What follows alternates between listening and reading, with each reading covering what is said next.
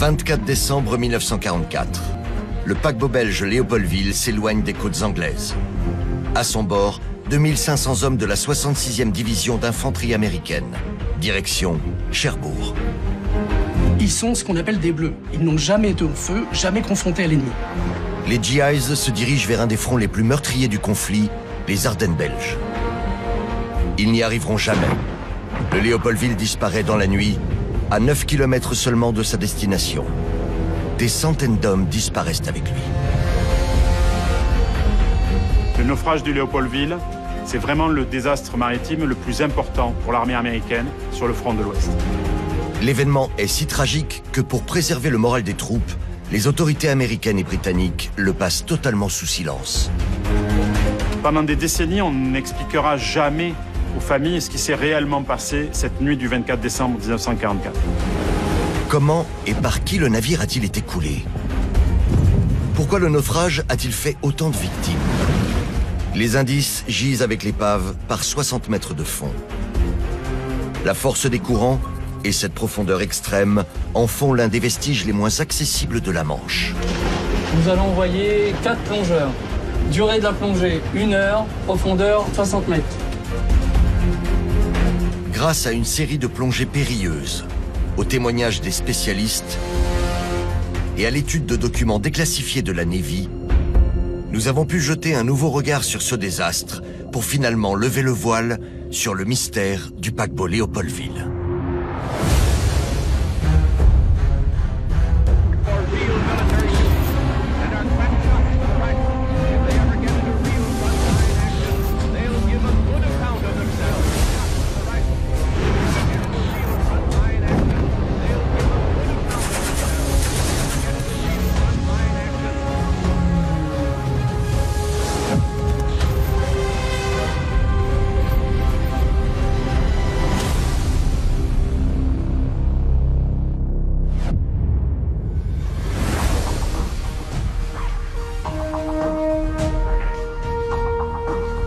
Dans l'après-midi du 23 décembre 1944, les hommes de la 66e division d'infanterie américaine reçoivent leur ordre de départ pour la France. C'est le branle-bas de combat. Les 4500 GIs ont seulement 30 minutes pour s'équiper, se rassembler et monter à bord des véhicules. Ces jeunes, évidemment, se sont engagés aux États-Unis. Ils sont ce qu'on appelle des bleus. Ça veut dire qu'ils n'ont aucune expérience. Ils ont fait, évidemment, le fameux parcours du combattant. Ils ont fait du maniement, d'équipement, d'armes. Et ils n'ont aucune expérience du combat. Ils n'ont jamais été au feu, jamais confrontés à l'ennemi. La plupart des soldats ont entre 18 et 20 ans. Ils font route vers le port de Southampton, où ils doivent embarquer. Direction Cherbourg, en Normandie. Avant de rejoindre le front des Ardennes, la guerre les attend. Le 16 décembre 1944, Hitler a lancé l'opération Brouillard d'automne, une contre-attaque massive à travers les Ardennes belges. L'offensive des Ardennes arrive au pire moment pour les Alliés. D'abord parce que les lignes de ravitaillement sont très étirées. Ensuite parce que c'est le mois de décembre et que le temps est vraiment très rude. Il va y avoir des milliers de morts de chaque côté. Les Américains en particulier sont très ébranlés. Ils ont besoin de renforts. Et c'est la 66e division d'infanterie qui apprend donc le 23 décembre 1944 qu'elle doit intervenir sur le front des Ardennes. Elle va donc traverser la Manche et arriver à Cherbourg pour pouvoir venir renforcer les troupes américaines dans ce secteur.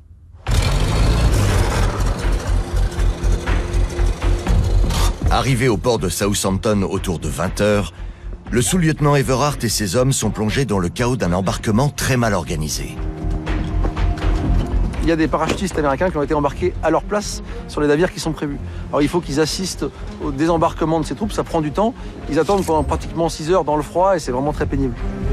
Ce n'est qu'à 2 h du matin que les GIs de la 66e division commencent à embarquer à bord d'un paquebot belge, le Léopoldville.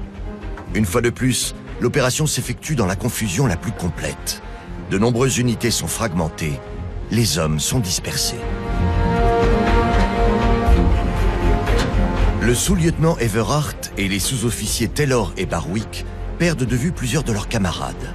Les soldats Spiro, Kern et Paden se retrouvent séparés de certains officiers de l'unité de commandement du 3e bataillon. Les soldats se rendent bien compte que l'embarquement n'a pas été fait de façon optimale. Les officiers sont dispersés, les compagnies ne sont pas toutes ensemble comme elles devraient l'être, et ça c'est pas normal, et ça va générer du stress. C'est une situation très délicate, voire dangereuse en fait, pour la troupe. Pourquoi? Parce que perdre un officier, c'est perdre les ordres, c'est perdre un cadre. Et finalement, en cas de danger, eh bien, sans ordre, les hommes ne savent pas quoi faire. Ils ont particulièrement peur de ça. Au petit matin, les derniers GIs de la 66e division terminent d'embarquer, sous le regard de Charles Limbor. Commandant du Léopoldville depuis 1942, cet officier belge est connu comme un navigateur compétent, un homme calme et réservé. Pour lui, la guerre est presque finie. Une fois à Cherbourg, il sera enfin relevé.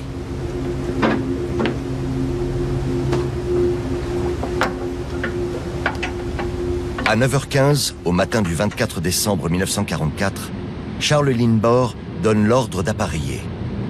Le Léopoldville quitte le port de Southampton et met le cap vers Cherbourg, suivi par un autre navire de transport, le HMS Cheshire. Alors que les deux navires s'éloignent des côtes anglaises, les GIs sont appelés sur le pont supérieur pour un exercice de sécurité. Mais le sous-lieutenant Bill Everhart, tout comme ses camarades Forrest Taylor et Eugene Barwick, s'inquiètent. Tous remarquent que l'opération est effectuée à la légère. On leur donne quelques notions, mais assez rapides. Il aurait fallu, en fait, à bord, ou avant même d'appareiller, faire 4-5 heures d'exercice, montrer comment on descend une chaloupe, comment on la remonte, comment on évacue tout le monde. Il aurait fallu faire un vrai exercice complet de sécurité qui n'a pas été fait. En même temps, il y a déjà eu 6 heures d'embarquement chaotique. Le navire a pris du retard, il faut partir. Il ne faut pas oublier que ces jeunes hommes ne sont pas des marins, ce sont des fantassins. Et un certain nombre d'ailleurs ne devaient même pas savoir nager. Ils n'étaient pas au courant non plus de la procédure à suivre en cas de naufrage. Et en l'occurrence, cette procédure ne leur a pas été correctement expliquée, ce qui a rajouté véritablement à leur angoisse. Donc ils partent en mer la peur au ventre et leur plus grande peur, c'est que leur navire croise la route d'un sous-marin allemand. Le Léopoldville et les 800 hommes qu'il transporte n'arriveront jamais à Cherbourg.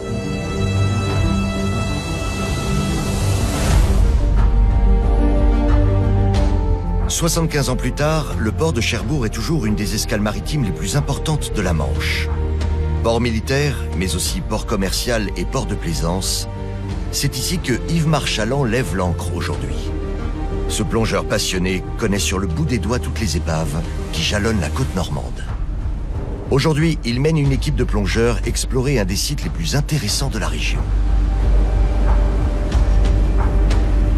On va y arriver dans combien de temps? Dans 40 minutes. D'accord. Comment va être la mer? La mer, aujourd'hui, les vents sont d'est, donc peu agités, on va dire. C'est plutôt une bonne nouvelle. Ouais, il n'y a pas trop de vent. L'équipe d'exploration suit une route plein nord. L'objectif, descendre sur une épave qu'Yves Marchalan connaît bien. Le Léopoldville venait de Southampton, en Angleterre. On est le 24 décembre 1944. Il allait sur Cherbourg et il allait débarquer 2250 hommes. Et il va finalement jamais arriver à Cherbourg. Il coulera à 5000 de Cherbourg. Il était quasiment arrivé.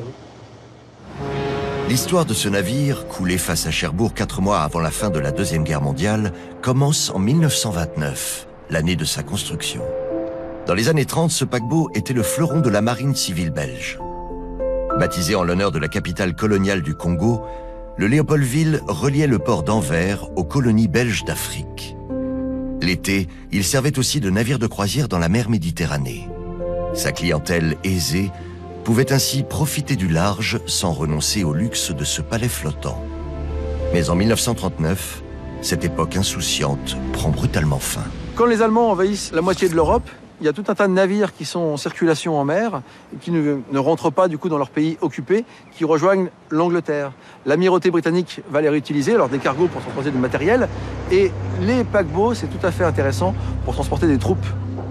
Ce sera le cas du Léopoldville. Ces cabines luxueuses sont alors transformées en soutes, avec une capacité de transport de 2200 soldats. Des canons et des mitrailleuses sont installés sur ces ponts. le Léopoldville est prêt pour être envoyé à la guerre. Mobilisé en 1940 par l'amirauté anglaise, le Léopoldville va participer à tous les conflits de 1940 jusqu'en 1944. Il va être actif sur tous les fronts. On va le retrouver en Afrique du Nord, on va le retrouver en Sicile pour le débarquement. Il traverse 20 fois la Manche. C'est un navire qui a fait toutes les campagnes de 1940 à 1944, ce qui est rarissime. Et c'est un navire qui va transporter des milliers de soldats, des tonnes de marchandises. Le bras de mer au large de Cherbourg est l'un des plus exposés de la Manche. Une fois sorti de la rade, la houle s'installe. Il faut savoir que c'est quand même un très gros bateau. Ça fait 150 mètres de long et on ne va pas pouvoir tout faire d'un coup. Il faut savoir que le haut du Léo est à 40 mètres et le fond est à 60 mètres. Donc c'est quand même une plongée profonde assez sérieuse. L'idée aujourd'hui, c'est de plonger sur l'avant de l'épave, sachant que le courant, comme on est en fin de marée montante, va être de l'arrière vers l'avant. Donc vous aurez le courant pour le début de la plongée.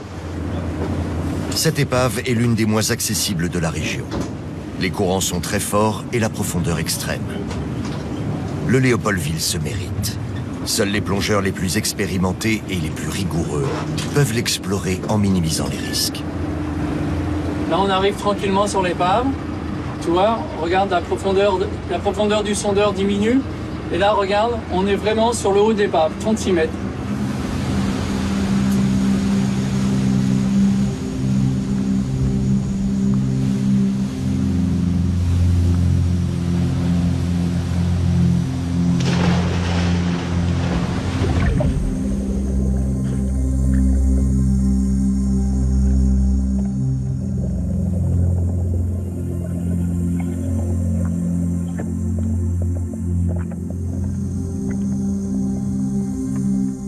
La Palanquée entame sa descente vers les profondeurs.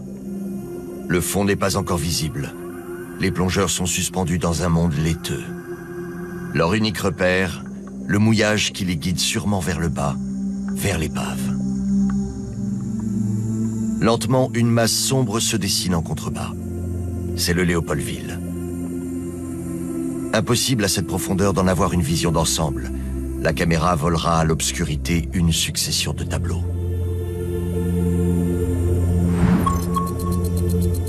L'épave du Léopoldville gît sur le fond, sur son côté bâbord. Les plongeurs ont atteint son côté tribord au niveau des coursives situées à l'extérieur, à environ la moitié de sa longueur. Ils se dirigent vers la proue, marquant le début du château. Il se trouve à 38 mètres de profondeur.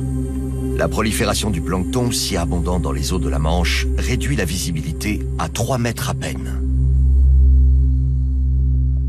Le courant est plus important que prévu. Les plongeurs peuvent le contrer grâce à un scooter sous-marin. Pour atténuer ces effets, ils pénètrent dans la coursive extérieure de tribord, qui les mènera à la proue.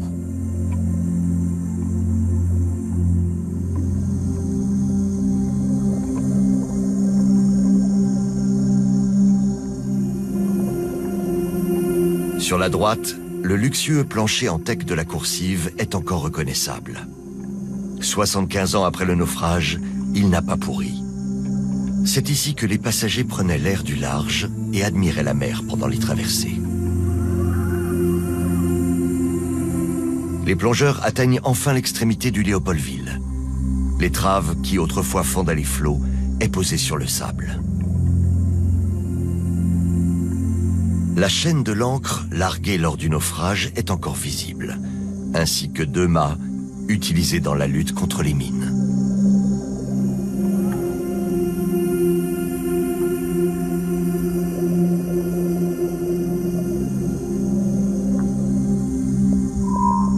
C'est ici le point le plus bas de la plongée d'aujourd'hui, 56 mètres. Quelques mètres plus loin, les débris des équipements autrefois installés sur le pont s'entassent sur le fond. Un hublot est particulièrement bien conservé. Le verre est encore en place. Un treuil, utilisé pour les opérations de chargement, et une des ancres de secours du Léopoldville. Elle fait au moins 3 mètres.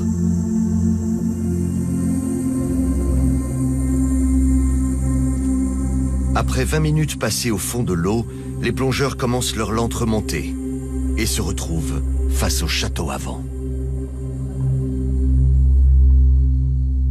C'est à travers ces baies vitrées que le commandant du paquebot menait son navire.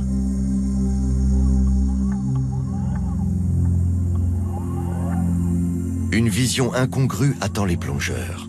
Dans la pénombre d'une cabine, une baignoire abandonnée aux coquillages, témoin d'un temps et d'une insouciance révolue. L'existence de cette épave est bien connue des habitants de la région. Mais son histoire véritable et les raisons du naufrage ont été occultées pendant 50 ans. Ce sont des documents qui ont été déclassifiés dans les années 90 qui vont permettre de connaître la vérité sur le naufrage du Léopoldville. À l'époque, les autorités avaient soigneusement caché ce qui s'était produit au large de Cherbourg. Pendant des années, les familles des victimes avaient tout simplement cru que leurs enfants étaient morts au combat. Que s'est-il passé ce 24 décembre 1944 ? Après 20 minutes d'une exploration difficile, les plongeurs luttant contre les courants remontent doucement vers la surface. Une deuxième plongée sera nécessaire pour élucider ce mystère.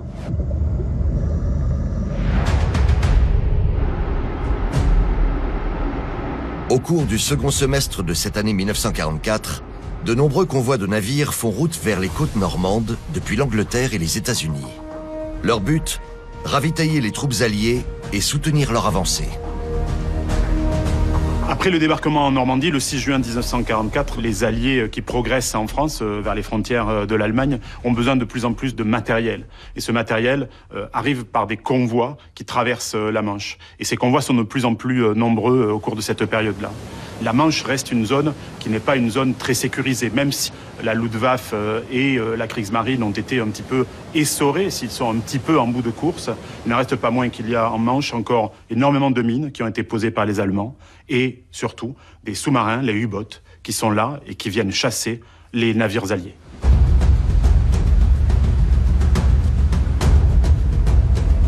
À la surface de l'eau, mouillée par dizaines de milliers depuis le début des hostilités, les mines représentent encore un danger pour les convois anglo-américains.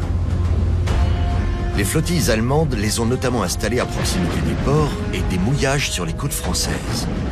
Et malgré le travail harassant des dragueurs de mines alliés, aucun bâtiment ne peut se considérer définitivement à l'abri.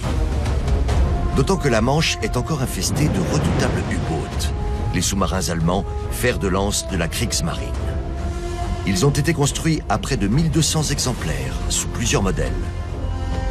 Au cours du conflit, ils auraient coulé plus de 3000 navires alliés.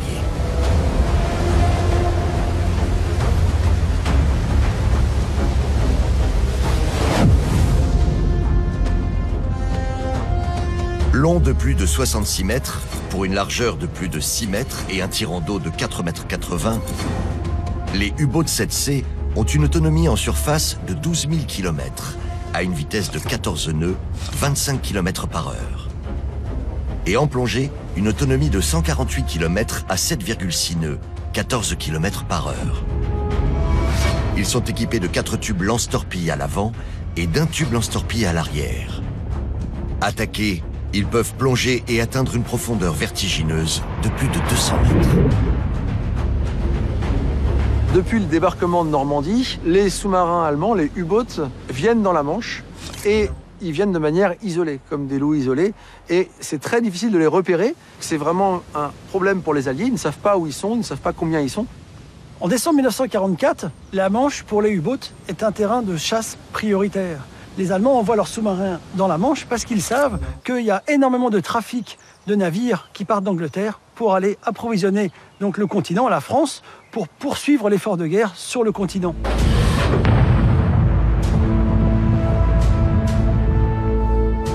Le 18 décembre 1944, un de ces U-boats a torpillé et coulé le navire britannique de transport Silver Laurel.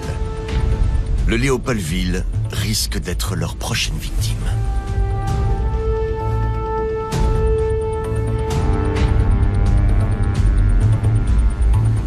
Pour le protéger, 4 bateaux de guerre ont rejoint le convoi à la sortie du port de Southampton. 3 destroyers britanniques, le HMS Bryant, le HMS Anthony, le HMS Hotham et la frégate française Croix de Lorraine. Ces navires, rapides et lourdement armés, sont en mesure de défendre le convoi contre tout type de menaces, qu'elles soient aériennes, navales et sous-marines. Pendant la navigation, les équipages sont aux aguets, car une attaque de U-boat peut survenir à tout moment. Pour tenter de les repérer, les équipages des destroyers balaient en permanence les profondeurs à l'aide de leurs sonars.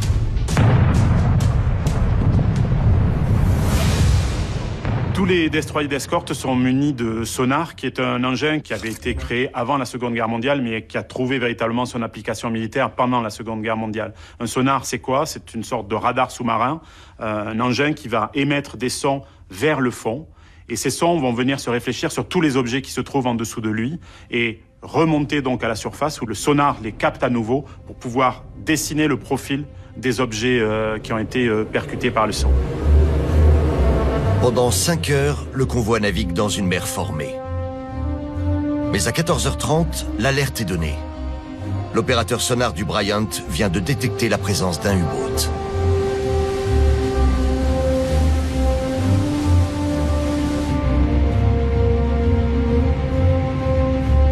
À bord des destroyers, c'est le branle-bas de combat.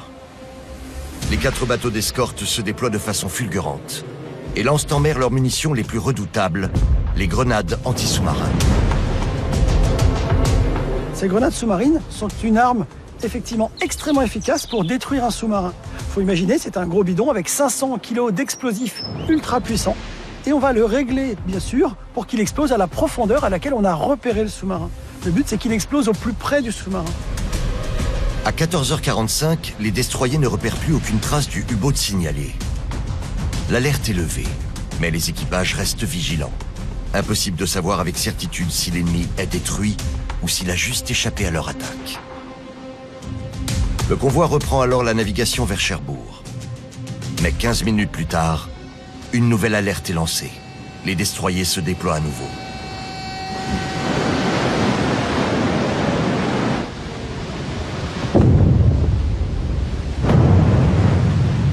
Ils lancent des dizaines et des dizaines de grenades.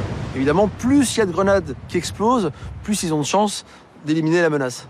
Dans les cales du Léopoldville, les soldats Spiro, Kern et Paden entendent résonner les échos des explosions. Au cours de la traversée, par 3 fois l'alarme sonne. Et chaque fois, l'alerte est finalement levée. Les GIs sont à fleur de peau. Ils n'ont plus qu'une seule idée en tête, arriver au port de Cherbourg au plus vite. C'est très angoissant parce qu'il faut imaginer, ils sont dans des cabines, ils sont isolés, ils sont enfermés, ils ne peuvent absolument rien faire, ils sont passifs en fait, et à tout moment en fait, ils peuvent être coulés. Il est 17h, la nuit tombe sur la Manche. Mais au lointain, les lumières du port de Cherbourg, désormais visibles, rassurent les soldats. Bientôt le salut. Leur traversée périlleuse est sur le point de se terminer. Or, de nuit, un danger supplémentaire guette le convoi alors qu'il approche des côtes françaises. Les mines. Plusieurs types de mines ont été développés. C'est-à-dire qu'en temps de guerre, l'homme a beaucoup d'imagination. Et notamment les plus connues, donc, ce sont les mines au contact. On imagine avec ces mines avec des sortes de picots en fait, qui sont des détonateurs. Et quand elles vont toucher un obstacle, c'est là qu'elles explosent. Les chances d'apercevoir une mine de couleur sombre flottant à la surface d'une mer formée sont nulles en pleine nuit. Le convoi avance vers Cherbourg à l'aveugle, dans une zone potentiellement mortelle. Les Alliés ont perdu énormément de navires sur des mines. Et c'était presque autant redouté que les sous-marins. Une mine dérivante, elle est n'importe où et c'est une menace qui peut vous faire exploser votre bateau à tout moment. À 17h54, un grondement secoue les ponts du Léopoldville.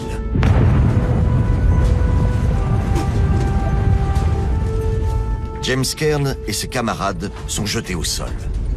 Ils n'oublieront jamais cet instant terrible pendant lequel leurs vies sont restées en suspens.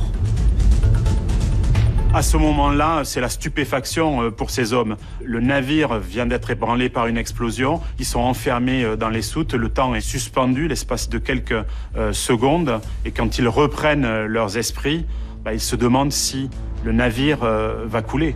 Ils ignorent évidemment si c'est une mine ou si c'est une torpille qui vient de les toucher de plein fouet. Le Léopoldville se trouve toujours à l'endroit où il a été frappé, mais 58 mètres sous la surface de l'eau. Que s'est-il passé ce soir du 24 décembre 1944 ? Le navire a-t-il été victime d'un U-boat? Ou bien a-t-il sauté sur une mine? Au cours de la deuxième plongée, Yves Marchalan et son équipe tenteront de répondre définitivement à cette question. Il y a une très belle entrée de cale, bien ouvragée, avec les formes qui caractérisent l'épave. Puis on passe par-dessus, on redescend à la quille chercher l'hélice au scout. Donc une fois qu'on aura pris les images du pont Antec à l'arrière avec les canons, on va rejoindre par le fond la cassure pour retrouver l'entrée des cales arrière. Et puis après, lâcher du parachute, on remonte en dérivante pour 45 minutes, 50 minutes de palier. Leur objectif de la journée, trouver une cassure dans l'épave et observer la zone où le Léopoldville a été touché. Nous allons effectuer une plongée comme prévu sur l'épave du Léopoldville. Bien pris, vous êtes sur zone actuellement? Oui, nous sommes sur zone, nous avons mouillé notre gueuse. Nous allons envoyer 4 plongeurs. Durée de la plongée, 1 heure, profondeur 60 mètres. De la vigie, tout bien pris, je vous remercie. À tout à l'heure.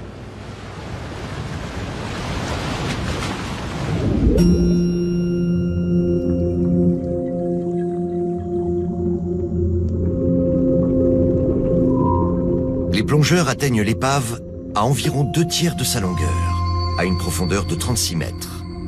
Aujourd'hui, ils se dirigent vers la poupe. Ils avancent au-dessus de la coque du navire.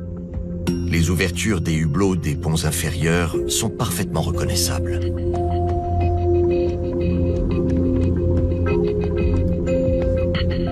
Une entrée de cale est grande ouverte, probablement utilisée par les soldats pour quitter le navire pendant le naufrage. Il est interdit pour les plongeurs de pénétrer plus bas. Si les lieux sont particulièrement dangereux, le Léopoldville est également considéré comme une vaste sépulture. Même à 40 mètres sous l'eau, un plongeur se doit de respecter le sommeil des morts. À quelques mètres de là, un autre signe du naufrage. Des bossoirs de chaloupes. Sur le Léopoldville, il y en a 8 au total. Celui-ci, déployé la nuit du 24 décembre 1944 pour descendre une chaloupe dans les flots, se dresse depuis dans le vide. Les plongeurs descendent maintenant vers l'arrière.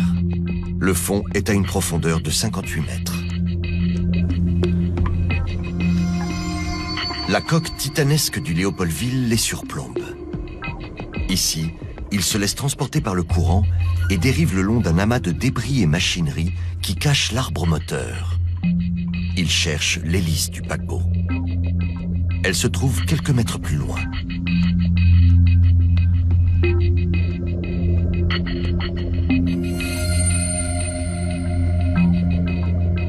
Une hélice monumentale dont chaque pale mesure au moins 3 mètres. Le courant ici est puissant. Pour ne pas être emportés, les plongeurs doivent remonter derrière la poupe du paquebot d'environ 15 mètres. Ils atteignent enfin le haut de la coque. Le pont est incliné d'environ 45 degrés. Ici, la vocation guerrière du Léopoldville est évidente. Une pièce d'artillerie d'au moins 100 mm se dresse dans l'obscurité. Elle servait à la défense du paquebot. La taille de sa culasse est encore impressionnante. Mais à quelques mètres de là, le pont s'interrompt brusquement. Les plongeurs se retrouvent au-dessus du vide. Car la poupe du paquebot, fragilisée par l'explosion initiale, s'est ici coupée net du reste de l'épave, alors que le Léopoldville coulait. C'est exactement ici que les plongeurs vont chercher les traces de l'impact. Ils longent la déchirure sur toute sa longueur. Ce sont les bords de cette cassure qui les intéressent. Ils sont nets, repliés vers l'intérieur. Leur aspect nous renseigne sur ce qui a coulé le Léopoldville. Lorsqu'une mine touche la coque d'un navire, elle explose et elle va déchiqueter l'acier de cette coque. À l'inverse, une torpille arrive comme une balle, d'une certaine manière, et vient perforer la coque et elle explose à l'intérieur en créant des dégâts. En ce qui concerne le Léopoldville, il n'y a pas de trou béant qui aurait été provoqué par une mine. C'est donc une torpille qui a touché le navire. Mais au moment même du drame, aucun U-boat n'avait été signalé par les sonars alliés. Quel sous-marin aurait pu ainsi échapper aux 4 destroyers du convoi? Ce que les fantassins de la 66e division d'infanterie ignorent en cette nuit du 24 décembre 1944, c'est qu'un sous-marin les attend dans la Manche, c'est le U-486. Et ce sous-marin, ce n'est pas n'importe quel sous-marin, c'est un véritable concentré de technologie et il est notamment recouvert d'un revêtement particulier, le revêtement Alberich. Le revêtement Alberich, il faut imaginer, c'est une membrane de caoutchouc avec des petits trous et qui recouvre tout le sous-marin. On le colle sur le sous-marin comme une peau en caoutchouc. Lorsque les ondes sonars percutent le sous-marin, ce revêtement en caoutchouc absorbe les ondes et évite de les renvoyer. Ce qui fait que le sous-marin devient furtif. Mais le U-486 est aussi équipé d'une autre technologie de pointe, le schnorkel. Le schnorchel, c'est un système de ventilation qui va véritablement permettre aux sous-marins de progresser sous l'eau sans être vu de qui que ce soit et sans avoir l'obligation d'émerger à la surface. Pourquoi? Parce que c'est une tuyauterie qu'il va déployer au-dessus de la surface qui va lui permettre de capter de l'oxygène pour pouvoir faire fonctionner ses moteurs.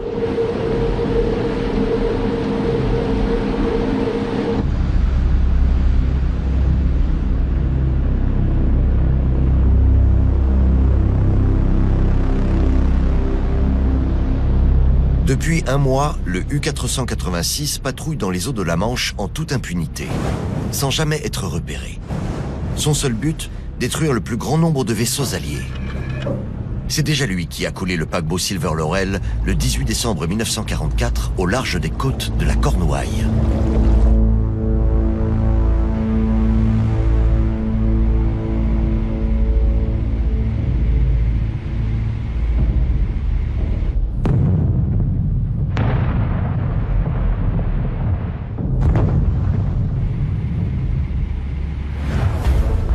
Le 24 décembre, il est 17h45 quand le U-boat repère le convoi allié. Le sous-marin se porte à tribord du Léopoldville et lance une de ses torpilles. À 17h56, le projectile touche le paquebot et stoppe son avancée. Mais que s'est-il passé après l'explosion? Comment le Léopoldville a-t-il coulé? Et que sont devenus les hommes qui se trouvaient à bord du paquebot? Au moment de l'attaque, le sous-lieutenant Bill Everhart se trouvait dans un local très proche du point d'impact de la torpille. Jeté au milieu du couloir, il tente de rouvrir la porte de la pièce dans laquelle sont bloqués ses camarades. Bill Everhart est sauf par miracle. Avec un profond chagrin, il est obligé de laisser ses camarades dans la cabine condamnée, car l'eau a commencé à inonder les cales du Léopoldville. Près de 300 GIs meurent noyés dans les secondes suivant l'impact. Membres de l'unité de commandement du 3e bataillon, Sidney Spiro, George Paden et James Cairn ont survécu à l'explosion.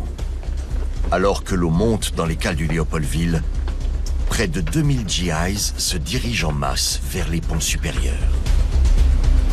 Mais aucun ordre d'abandonner le navire n'est donné. Au contraire, le commandant Charles Lindborg fait diffuser des messages rassurants. Le Léopoldville ne serait pas sur le point de couler. Des bateaux de secours arriveraient même de Cherbourg pour le remorquer. Sidney Spiro et ses camarades se sentent rassurés. Dans le froid poignant de la Manche, ils attendent patiemment les secours. La côte est à seulement 9 km. Mais il y a un problème. Alors que le Cheshire, le 2e navire de transport du convoi, continue sa route en direction de Cherbourg, les destroyers se mettent en chasse du U-486.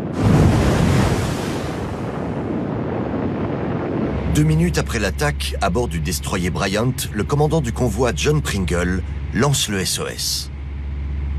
Et il envoie son message non pas au port américain de Cherbourg, pourtant à quelques encablures de là, mais au quartier général de la Royal Navy à Portsmouth, en Angleterre.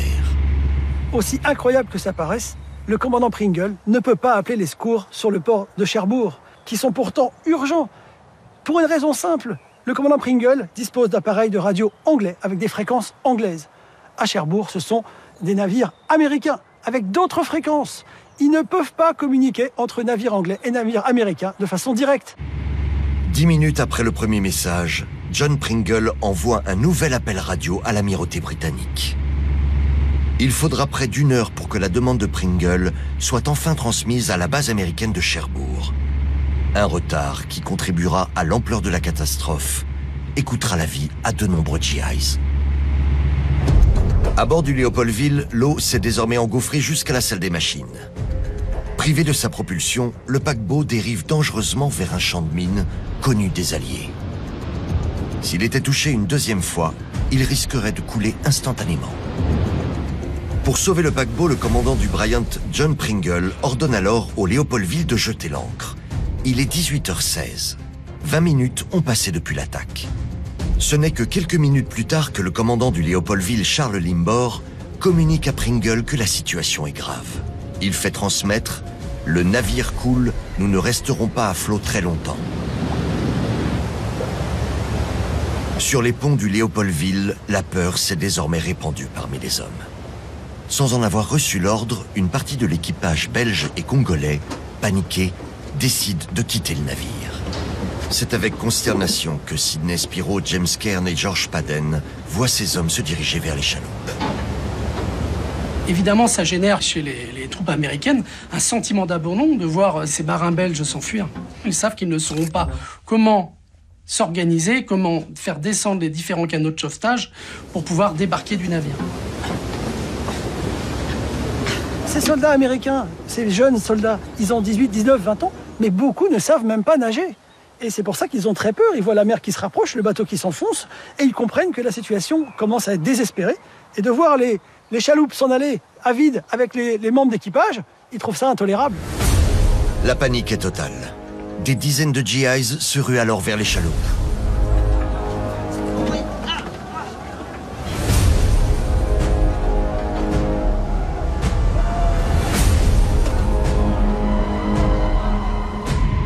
À 18h25, le commandant du Bryant, John Pringle, ordonne de positionner le destroyer sur le côté tribord du paquebot. La manœuvre est difficile, car la mer est formée.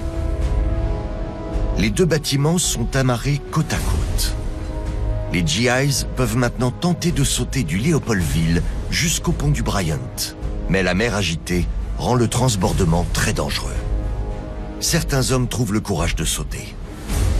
Mais ils tombent à l'eau par dizaines entre les deux navires et sont aussitôt écrasés par les coques. Sidney Spiro, James Cairn et George Paden sont au premier rang. Ils sont horrifiés à la vue de leurs camarades broyés dans l'eau. Ils décident de ne pas tenter de sauter.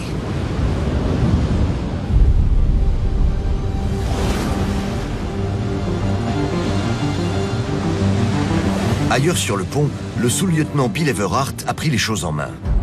Il tente de calmer les GIs. Il les encourage à sauter sur le pont du Bryant et leur indique le bon moment pour se lancer. Ils atterrissent sur le pont du destroyer en contrebas. Everhart fait de même.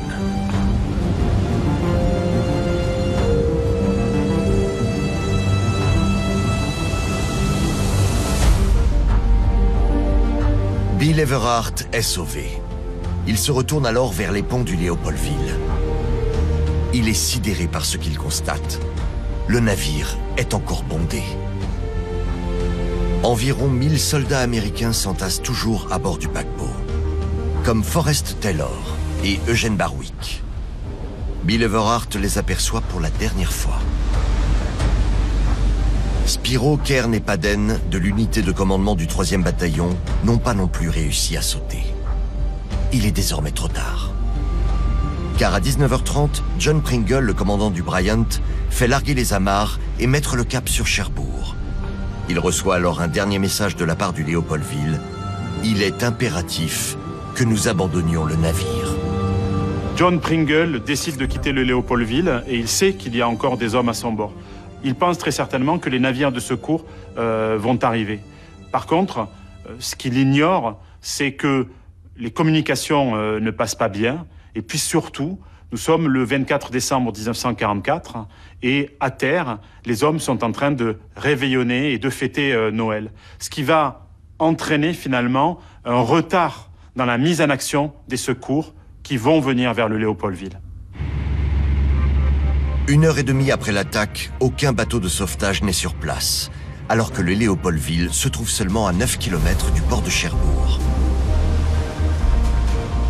Après le départ du Bryant, le Léopoldville se retrouve donc isolé, au milieu d'une mer sombre et agitée, infesté par les U-boats et les mines allemandes. Le paquebot gîte désormais de façon évidente. Le commandant Charles Limbor et une poignée d'hommes d'équipage se trouvent toujours à son bord, ainsi que 1000 GIs terrorisés.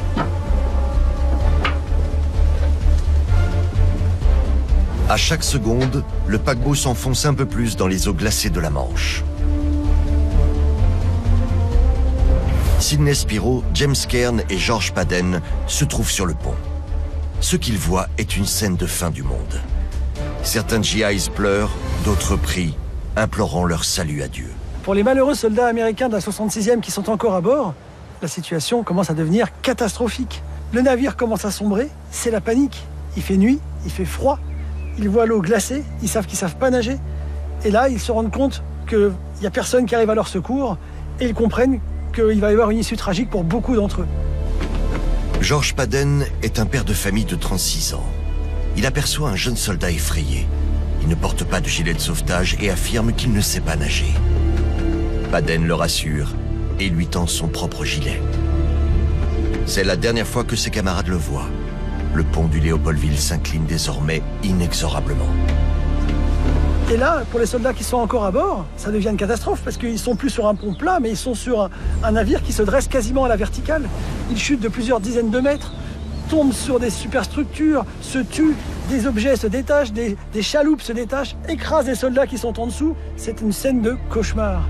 À 20h20, près de 2h30 après l'attaque, le Léopoldville est ébranlé par une très forte détonation provenant de ses entrailles. Des panneaux d'écoutille sont éjectés vers l'extérieur. Alors que le Léopoldville est sur le point de couler, par centaines, les hommes de la 66e division sautent dans l'eau noire de la Manche. Mais beaucoup sont tués au moment de l'impact avec l'eau. Le problème, c'est qu'on n'a pas expliqué à ces hommes comment sauter dans l'eau. Donc ils se retrouvent dans l'obscurité la plus totale, à faire un bond de 10 mètres. Et la plupart d'entre eux ne savent pas que s'ils n'ont pas bien arrimé leur gilet de sauvetage à la ceinture, le gilet va remonter et risque de leur casser le cou. Et c'est ce qui est arrivé. Dès les premiers sauts, c'est un véritable carnage. D'autres GIs, pris par la panique, sautent par-dessus bord avec leur pactage. Beaucoup d'entre eux ne parviennent pas à se libérer. Ils ne remonteront jamais à la surface. En l'espace de quelques secondes, ils meurent noyés. À 20h30, Limbor est toujours à bord, alors que la proue du paquebot se lève dans l'obscurité, puis s'enfonce sous la surface de la mer. Des dizaines d'hommes sont aussi entraînés vers le fond par les remous de l'énorme masse métallique. À la surface, au-dessus du bruit des vagues, des centaines de plaintes résonnent dans l'obscurité. Chaque homme n'a plus qu'un seul but, tenter de survivre. Il faut imaginer à quel point ces instants sont dramatiques pour ces hommes qui ont sauté, qui se retrouvent esselés dans la Manche. Ils sont entourés de détritus, certains pleurent, d'autres crient. Ils essayent de se regrouper. Ceux qui ne savaient pas nager se sont noyés irrémédiablement. Certains qui sont fatigués tentent de s'agripper à d'autres en risquant de les noyer également. C'est véritablement une scène de chaos sordide. Sidney Spiro et James Cairn ont survécu au naufrage. Mais ils ne sont pas pour autant sauvés. Un nouvel ennemi risque maintenant de les tuer, le froid. La température de l'eau ne dépasse pas les 8 degrés.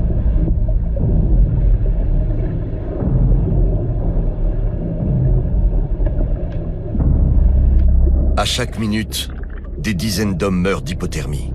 La clameur confuse des naufragés s'estompe. Sidney Spiro observe autour de lui un paysage de désolation. Mais des faisceaux de lumière déchirent soudain les ténèbres. Les équipages des bateaux de sauvetage, enfin sur place, cherchent les survivants parmi les débris.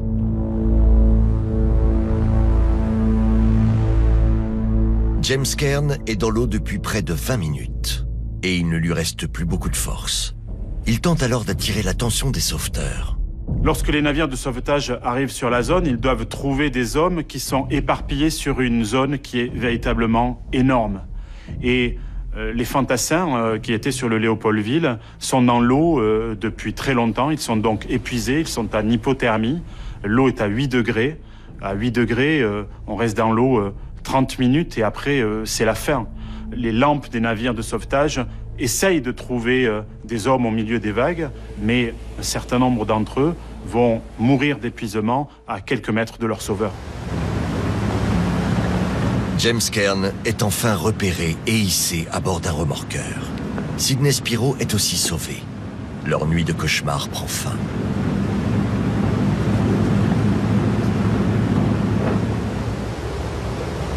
Au petit matin, Sidney Spiro, James Cairn et les autres rescapés débarquent enfin à Cherbourg. Le lieutenant Bill Everhart est aussi sur le quai.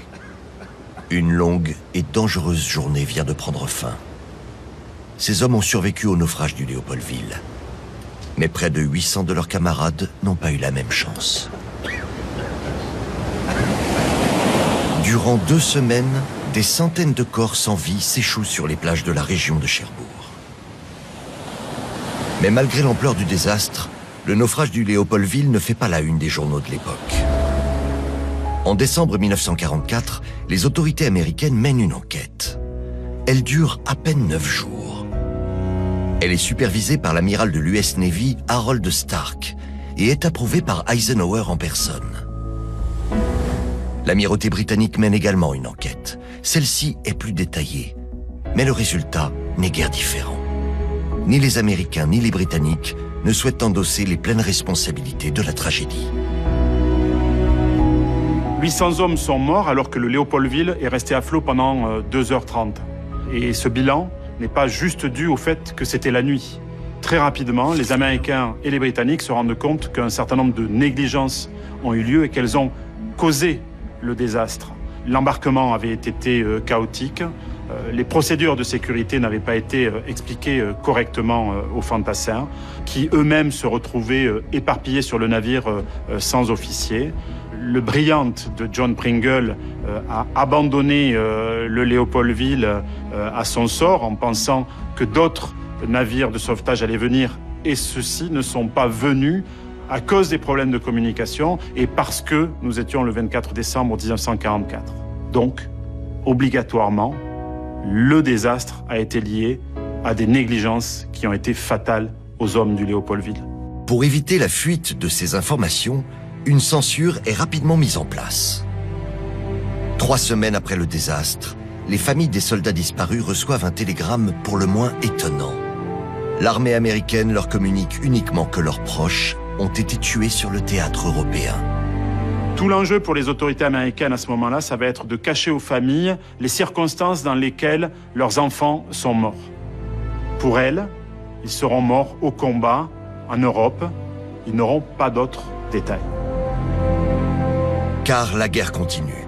Les survivants de la 66e division sont envoyés non pas sur le front meurtrier des Ardennes, mais en Bretagne, à Lorient-Saint-Nazaire. Leur mission, contenir 2 poches de résistance de troupes allemandes. 43 GIs seulement sont tués au combat pendant ces opérations. À l'échelle d'une division américaine au front pendant la Seconde Guerre, c'est vraiment très peu. On peut dire que ceux qui ont été envoyés ici ont bénéficié d'une chance de ne pas être envoyés vers un front plus dur. Ceux-ci le doivent à leurs camarades tombés sur le Léopoldville. En octobre 1945, la 66e division d'infanterie est rapatriée aux États-Unis. Mais malgré la fin du conflit, la censure reste en place. Ce n'est qu'après la levée du secret, 50 ans plus tard, que le sort du Léopoldville a été enfin révélé. Pendant des décennies, on n'expliquera jamais aux familles ce qui s'est réellement passé cette nuit du 24 décembre 1944. Donc les familles vont ignorer comment leurs enfants sont morts. Pour elles, ils sont morts au combat. Et dans un certain sens, c'est la réalité, ils sont morts au combat. Mais ils ne connaissent pas les circonstances dans lesquelles ils sont morts. Et surtout, ce qui est le plus grave pour une famille, c'est que les corps n'ont pas tous été retrouvés. Et que donc, quoi qu'il en soit, pendant des décennies, les familles n'ont pas pu faire leur deuil. Aujourd'hui, le Léopoldville se désagrège lentement, brisé par les courants violents de la Manche. Pourtant, plus de 75 ans après l'attaque, son épave témoigne encore de la volonté acharnée de ces hommes à survivre. Nous savons aujourd'hui que 763 soldats américains et 17 membres de l'équipage du Léopoldville ont péri au cours du naufrage. Les corps de 493 de ces hommes n'ont jamais été retrouvés. Comme celui du soldat Eugène Barwick, ainsi que celui de Charles Limbor, le commandant du Léopoldville, qui a choisi de couler avec son navire. Le soldat George Baden a été vu pour la dernière fois par ses camarades alors qu'il lisait la Bible, juste avant que le navire ne sombre. Son corps a été retrouvé et repose aujourd'hui au cimetière militaire de Colville-sur-Mer.